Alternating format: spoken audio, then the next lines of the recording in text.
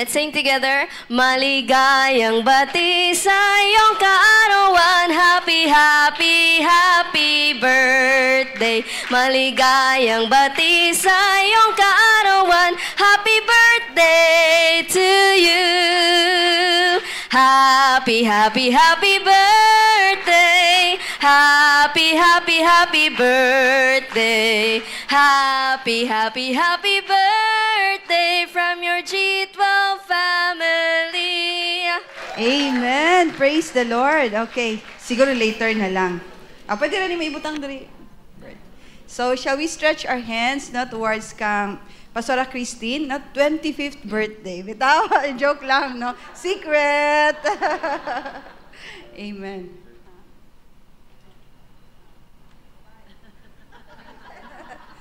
Amen. Grabe, no? We are so blessed that God has brought you into this level, no? Grabe, we can remember many years ago. So, nung si Pastor Ephraim nag-connect, kasi nakita niya kami sa Cagayan during that time.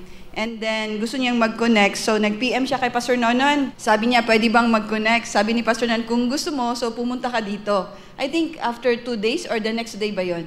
The next day, no? So, sabi ni Pastor Nonon, kung talagang gusto mong mag-connect, pumunta ka dito. So, grabe, pumunta siya.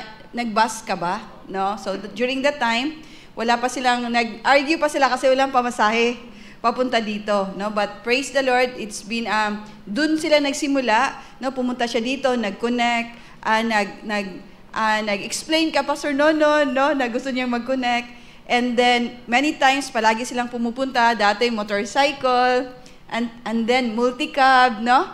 And then until praise the Lord, no? Binigyan din sila ni Lord ng brand new Montero Sport. Glory to God. Paid in cash. Amen. And ngayon nakabili sila sa Cagayan de Oro ng 3,000 square meters for their church building. Praise the Lord. Amen.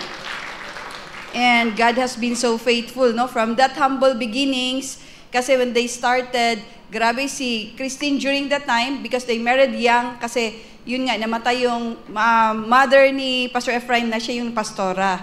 So when they married young, si Pastora Christine that time was second year college, no? Nung na-connect sila, tapos umiyak pa siya. Sabi niya, Pastora, paano yan? Pastora ako, tapos estudyante, tapos pwede mag-stop. Sabi namin, no, hindi ka mag-stop, no? So, patuloy mo yan. Tapos, syempre, nag-graduate siya, and then, kasi teacher siya, so nakapasa ng board, nag-teach. Then, after less than a year, after a year, no? Sinabihan ni Pastor Nonon, Christine, hindi ka mag-teach. Kasi pastora ka, hindi ka teacher. Grabe, so nag-stop mag-teach. And then after few months, no, sinabi na naman ni Pastor Nonon, Pastora Christine, punta kayo dito with your team.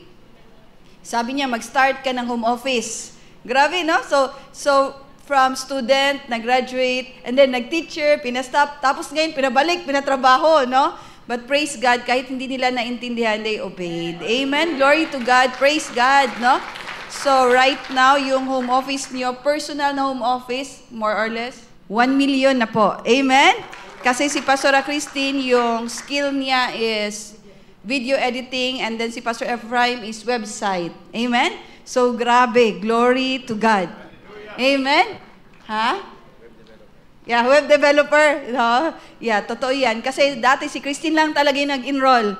So, si Pastor Ephraim, ayaw niya talaga. But you know, the moment na nag-enroll siya, grabe din yung blessing. Amen? Kaya sabihin mo sa katabi mo, naamoy ko na yung 7 digits mo.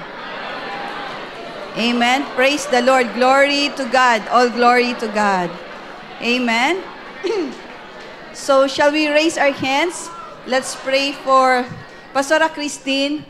Yes, Lord, we just thank you for the life of Pastor Ephraim, Pastora Christine. Even today, Lord, we celebrate, oh God, Lord, the life of Pastora Christine. You have been so faithful over her life. And Lord, we believe that this is just the beginning, oh God. Lord, from the start, we cannot imagine what you are going to do. But right now, we are excited for the unfolding of your calling, of your great purpose over their lives, oh God. And Lord, we are excited, Lord God, even as you bring them to their next levels. We declare, oh God, even multi-millions. We declare, oh God, multitudes, miracles, oh God, signs and wonders. We declare that you will surround their family, oh God, Lord, with plenty of children, plenty of leaders and disciples, oh God. Thank you that Pastora Christine is a fruitful vine, Lord. And all her tables will be filled with children. Her children are like olive shoots, oh God. And Lord, you will surround her family and ministry with pillars, with leaders, oh God, who are faithful, loyal, godly, sold out to you and to their pastors, oh God.